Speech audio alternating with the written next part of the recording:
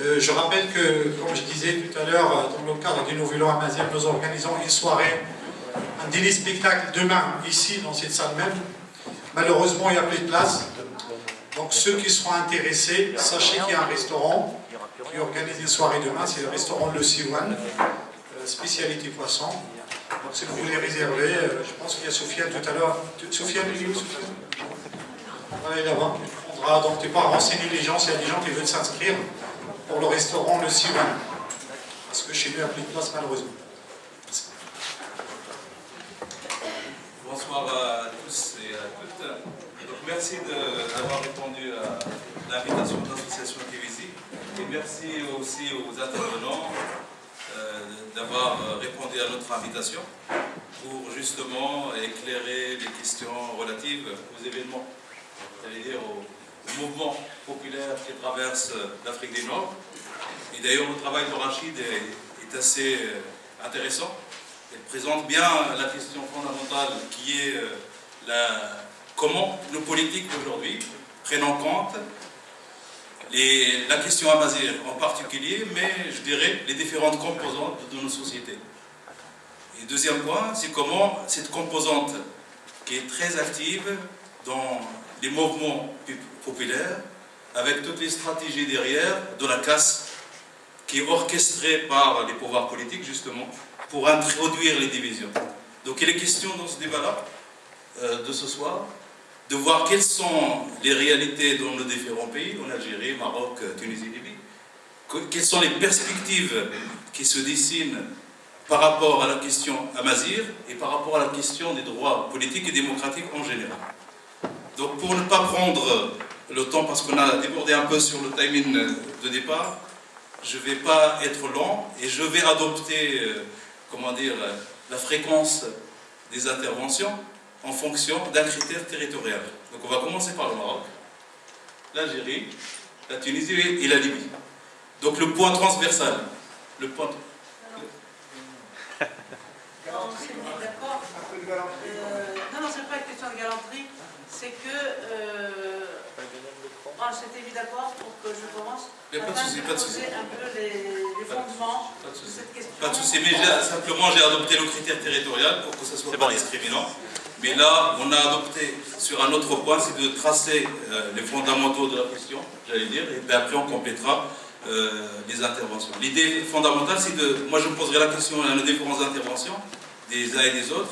Qu'est-ce qui est commun dans les combats que mènent les Amazighs dans les 4 pays?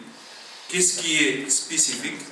Et comment les Amazighs de nos différents pays s'intègrent dans cette volonté de construire ou de proposer ou de dépasser les situations actuelles que vivent nos différentes populations. En gros, la négation des identités culturelles, la négation des droits politiques et des droits économiques, et la continuation des processus de marginalisation de nos pays. En fait, comment Amazighs, en tant que composante active de nos différents pays, participe à ces mouvements-là pour dépasser justement le débat qui est l'autonomisme, le séparatisme, etc., etc. Voilà. Donc je donnerai la parole tout de suite à Madame pour introduire le débat, puis après, juste par rapport au temps, donc le timing de la discussion, donc on prendra un quart d'heure à peu près par intervention, et on laissera un peu de débat avec la salle, éventuellement si vous avez des questions ou des interventions. Merci. Je voyais les choses autrement, mais c'est pas grave. Bien, ce documentaire qu'on a vu, il me semble tout à fait intéressant, surtout qu'il illustre un peu ce que les uns et les autres vont dire, mais peut-être, si c'était moi, je l'aurais passé à la fin, parce que ça aurait constitué justement l'illustration de ce que les uns et les autres auraient dit. Bon, mais je dirais tout simplement, les questions, les points communs entre l'Algérie, le Maroc, la Libye, on peut même aller en Tunisie et à Siwa, comme on l'a vu. Moi, je crois que le problème fondamental est un problème d'autochtonie, c'est-à-dire d'histoire ancienne, de conquête donc, et de domination linguistique. Et cette question-là, elle se pose en Afrique du Nord, mais elle peut aussi se poser ailleurs. Simplement, comment ces différents pays vont, en fait, souffrir finalement à la fois d'une domination ancienne qui vient je veux dire, plus loin que l'Antiquité jusqu'aux indépendances, comment en fait vous avez parlé de crainte de séparatisme, d'autonomisme, etc., etc., mais en fait c'est la marginalisation, l'exclusion par les États qui va créer des formes de résistance, des formes ce sont des stratégies en fait de survie. Alors, si je prends le cas de l'Algérie, on ne peut pas parler de l'Algérie simplement à partir des années 80 ou ce qui se passe aujourd'hui. Si on prend l'Algérie, en fait, la résistance culturelle à la domination a existé d'abord avant la colonisation française, mais surtout, ce qui va faire la spécificité de l'Algérie et de la berbérité, illustrée ici essentiellement par la Kabylie, en fait, on peut partir de 1839. De 1839 jusqu'en 62, les Kabyles, les Berbères en général, mais les Kabyles en particulier, vont être donc à la tête du combat sous cette étiquette de Berbères. Pourquoi? Parce que ça va être finalement les régions les plus organisées et ça va être donc les régions qui vont lutter contre la France pour leur identité. Donc on va se trouver dès la fin du siècle dernier, à la fois, et cet élément-là, si vous dites caractéristique, se trouve en Algérie, mais elle va se retrouver au Maroc. Ce sont donc les groupes qui vont présenter le plus de résistance, qui vont être stigmatisés en tant que tels. C'est-à-dire qu'on va les marginaliser du fait que, eh bien, ça va être les premiers combattants contre la France. Donc, ils sont à craindre et c'est à ce moment-là que vont se constituer les premiers éléments. Et c'est à partir de là, si vous voulez, que l'on va retrouver cela en 1871, qui va être le plus grand mouvement de résistance nationale contre la France. Et c'est à partir de là, si vous voulez, que l'on va retrouver ces mêmes Kabyles dans le mouvement national. Et vous allez voir, je pense que Hassid va le dire, comment ils vont être en première loge de la conquête de l'identité nationale, de la conquête finalement les premiers fondamentaux de la guerre de libération, mais en même temps, dans ce mouvement national, eh bien c'est à ce moment-là que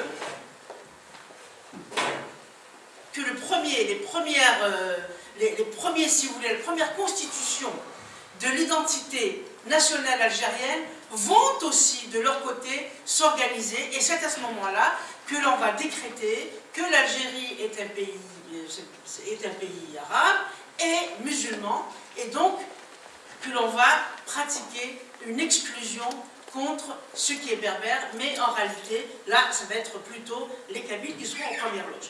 Donc, pourquoi est-ce que je dis cela? Parce que, tout simplement, ce sont des choses qui sont récurrentes, que l'on va retrouver au Maroc, avec l'histoire du DR berbère qui sera utilisée contre ces populations, alors qu'à l'origine, ce n'était absolument pas ça la question, que l'on va retrouver au sein de la guerre de libération nationale au Maroc, où les Berbères seront en première loge, comme en Algérie, et vous avez vu, je n'ai pas besoin d'aller plus avant, on l'a vu en Libye, où ces Berbères vont jouer un rôle fondamental quand il s'est agi de lutter contre la dictature, et on les a connus, on les a vus, et qu'est-ce qui va se passer après? Donc, pourquoi je disais que c'était fondamental de revenir à tout cela?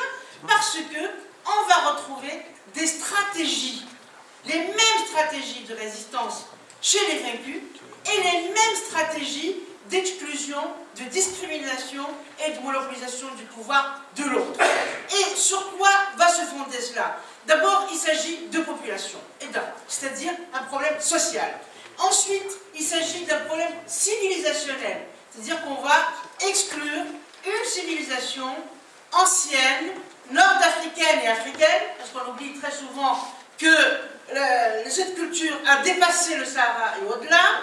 Je disais tout à l'heure à mes collègues que je revenais de la pointe la plus éloignée d'Afrique, chez les Togolais et chez les Béninois, où l'empereur et le père se disent Dada. Et Dada, on sait très bien que c'est un terme éminemment berbère.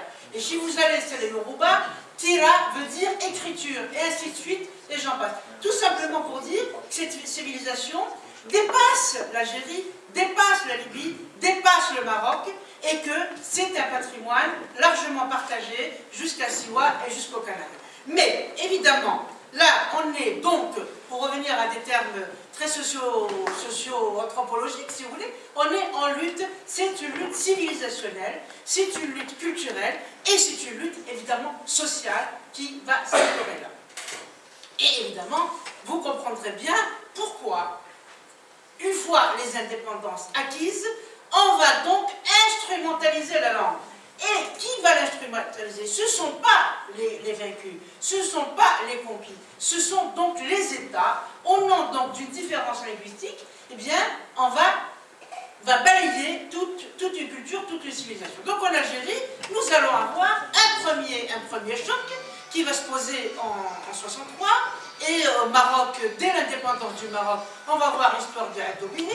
Là, je ne fais pas exprès, mais je vous assure que les constantes sautent aux yeux. Ben, en Algérie, on va avoir l'exemple du FFS, qui n'était pas, encore une fois, une revendication culturelle. C'était une revendication politique au nom de la démocratie, mais justement, le pouvoir ne pouvant pas contester, ne pouvant pas revenir sur ce qu'il avait décidé, eh bien, on va donc marginaliser toute une région, instrumentaliser la question linguistique au nom du politique, et on va se retrouver, si vous voulez, dès le lendemain de l'indépendance, avec donc cette berbérité confinée, marginalisée, confinée uniquement dans les montagnes, et avec ce regard d'ailleurs, enfin vous avez vu le discours de Hassan II et ce qu'avait dit aussi Kadhafi, eh bien il va y avoir, je crois qu'il faut dire les choses, même si on est un peu pudique chez les intellectuels, il va y avoir une espèce, oui, de racisme linguistique, une espèce de racisme social. La berbérité est associée à quoi? Il est associé à la sauvagerie, il est associé à l'archaïsme, il est associé à une espèce de primitivisme dont il faut balayer de la cité. Et donc, qu'est-ce qui va se passer?